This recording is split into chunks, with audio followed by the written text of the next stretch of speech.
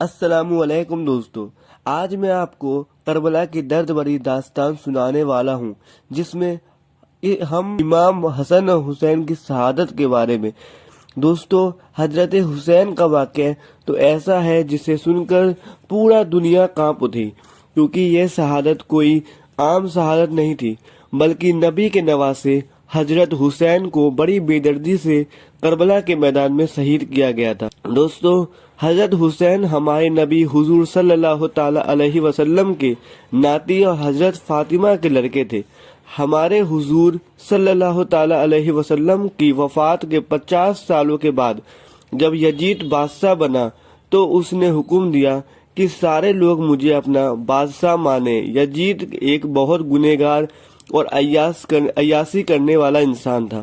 وہ مسلمانوں کا بادشاہ بننے کے لیے بالکل لائق نہیں تھا، یہاں تک کہ کئی تاریخ لکھنے والوں نے یزید کے بارے میں لکھا ہے کہ وہ شراب بھی پیتا تھا۔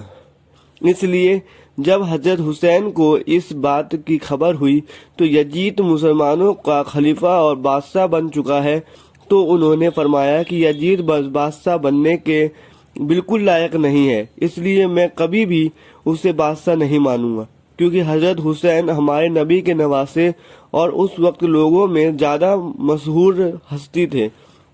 اس لیے مسلمانوں میں جب ایک حضرت حسین یزید کو اپنا خلیفہ نہ مانتے، تب تک دوسرے مسلمانوں کو بہت ہی تعداد بھی یزید کو اپنا خلیفہ ماننے کے لیے تیار نہ ہوئی۔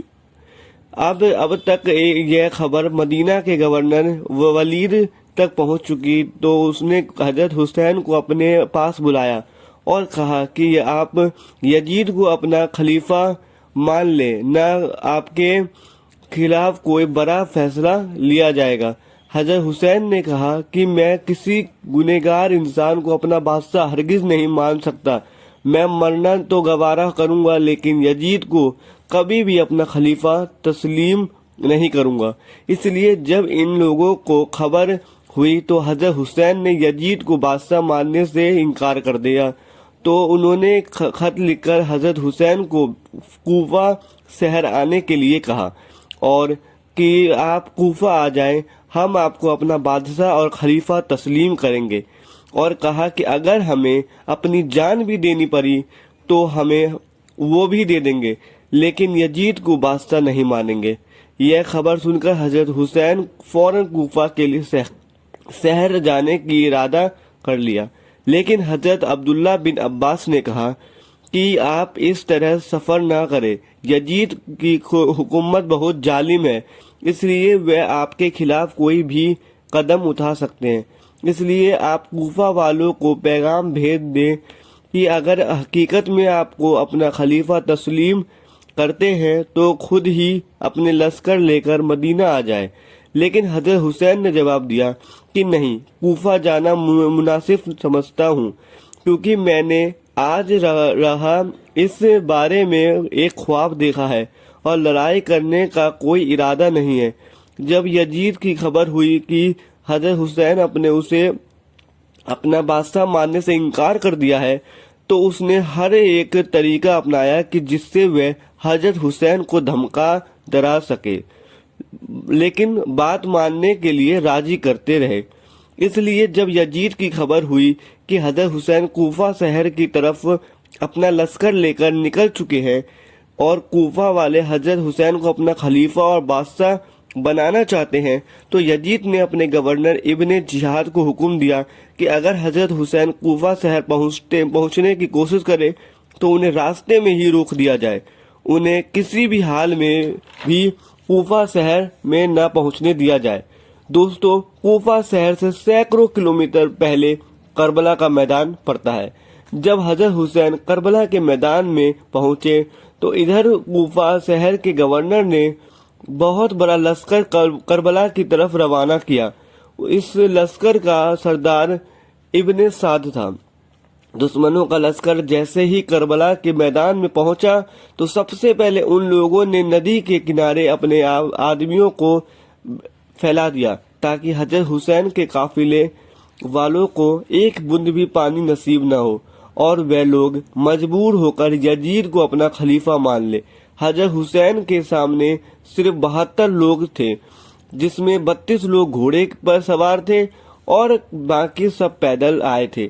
یہ سب حضرت حسین کے ساتھی تھے۔ 3 دنوں تک حضرت حسین اور ان کے ساتھ سب پیاسے رہے۔ حضرت حسین کے ساتھ کربلا کے میدان میں ان کی بھائی بہن اور لڑکے بھی سبھی ساتھ تھے۔ اب جب دشمنوں نے دیکھا کہ پانی روکنے کے بعد بھی حضرت حسین اڑے ہوئے ہیں تو انہوں نے حضرت حسین کے لشکر پر حملہ کرنا چاہا، تو حضرت حسین نے دشمنوں کے سردار کو پیغام بھیجا کہ ہمیں رات بھر سوچنے کا موقع دے، لیکن دشمنوں کے سردار نے کہا کہ ہم رات بھر کی مہلت نہیں دے سکتے، ہم ابھی اور اسی وقت حملہ کریں گے۔ تبھی ان میں سے ایک نے کہا کہ ارے ایک دن کی مہلت مانگ رہے ہیں، اگر بنا لڑے ہی یزید کو بادشاہ مان لیتے ہیں تو کیا بات ہے۔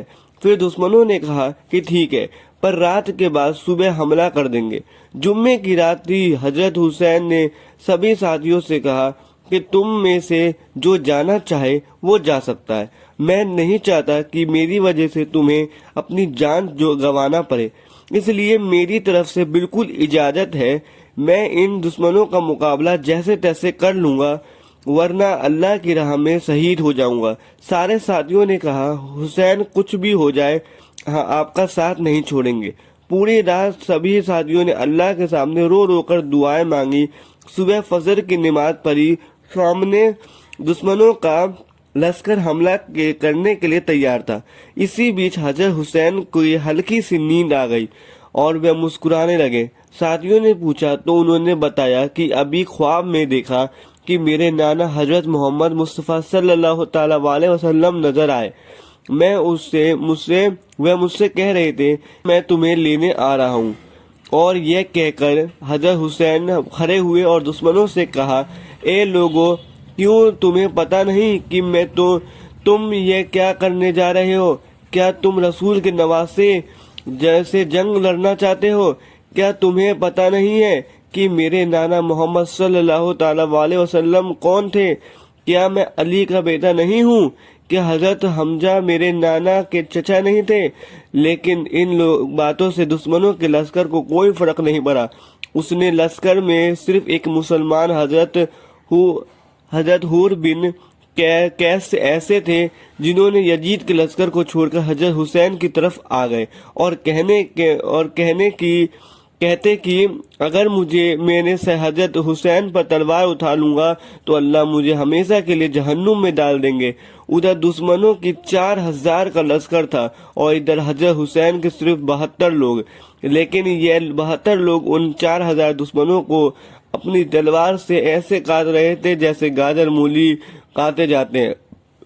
حضرت حسین میں ایک بہادر نوجوان تھا جو اکیلا 10 پر بھاری تھا۔ دشمنوں کے سردار نے حکم دیا کہ اس نوجوان پر دور سے ہی پتھر اور تیر پھینکو۔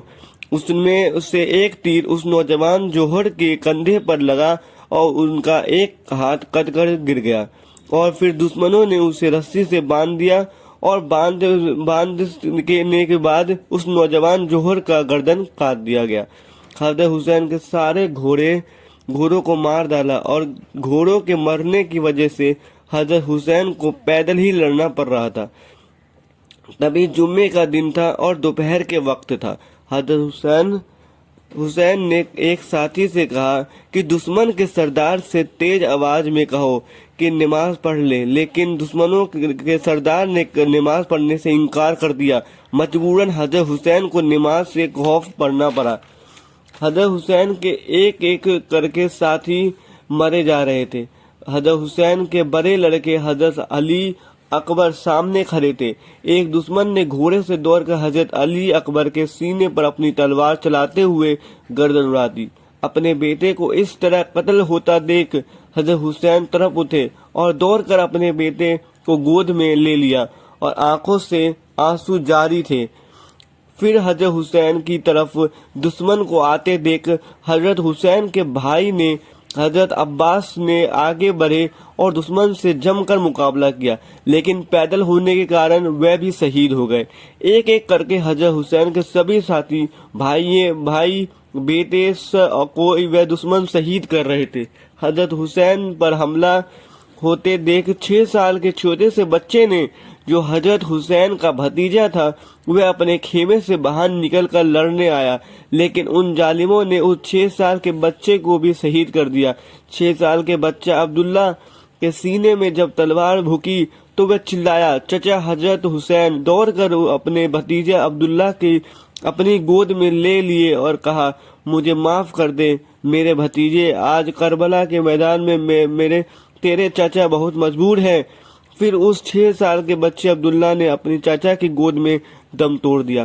حضرت حسین بڑی ہمت سے دشمنوں کا مقابلہ کر رہے تھے، تبھی انہیں بہت تیز پیاس لگی، اس لیے وہ لشکر کو کاٹتے ہوئے سامنے دریا کی طرف بڑھے، اور دریا کے پاس پہنچ کر جیسے ہی ہاتھ میں پانی لے کر پانی پینا چاہا تو سامنے سے ایک دشمن نے ایسے تیر چلایا کہ وہ سیدھے حضرت حسین کی گردن کو لگتا ہوا گزر گیا اور ان کی گردن سے خون بہنے لگا۔ حضرت حسین نے اپنی گردن کا خون اپنے ہاتھ میں لیا اور اللہ سے کہا، اے اللہ، لگتا ہے مجھے آپ کے پاس پیاسا ہی آنا پڑے گا۔ حضرت حسین نے کہا کہ ابن نمیل سے کہ جیسے تو نے مجھے پانی پینے نہیں دیا، ایسے اللہ تجھے ہمیشہ پیاسا رکھے گا۔ حضرت علی نے ابن نمول سے بولا۔ حضرت حسین کی اس بد دعا کا اس دشمن پر ایسا اثر ہوا کہ چاہے وہ جتنا پانی پی لے لیکن اس کی پیاس نہیں بجھتی۔ آخر اسی دن شام کو اس نے اتنا پانی پی لیا کہ اس کا پیٹ پھٹ گیا اور اس کی موت ہو گئی۔ دشمنوں کا سردار ابن جہاد کے، جس نے حضرت امام حسین کا سر کاٹنے کا حکم دیا تھا، اور اسی کے حکم پر فوجیوں نے حضرت حسین کا سر کاٹا تھا۔ ابو خلیفہ مانتے ہیں کہ کربلا کے میدان میں دوپہر کے وقت حضرت حسین کو شہید کیا گیا تھا۔ تو جس وقت حضرت حسین کو شہید کیا گیا تھا تو اچانک سورج گرہن ہونے لگا، اور پھر سورج چھپتے چھپتے اتنا زیادہ چھپ گیا کہ دوپہر کے وقت رات کے طرح اندھیرا ہو گیا اور آسمان میں تارے نظر آنے لگ گئے، اور ہمیں ایسا لگا کہ شاید قیامت آ گئی۔ دوستو، یہ ویڈیو آپ کو اچھی لگی ہو تو اس ویڈیو کو رشتہ دار، امی ابو کو ضرور شیئر کریں اور ہمارے چینل کو سبسکرائب کر کے بیل آئیکن دبا دیں۔ خدا حافظ۔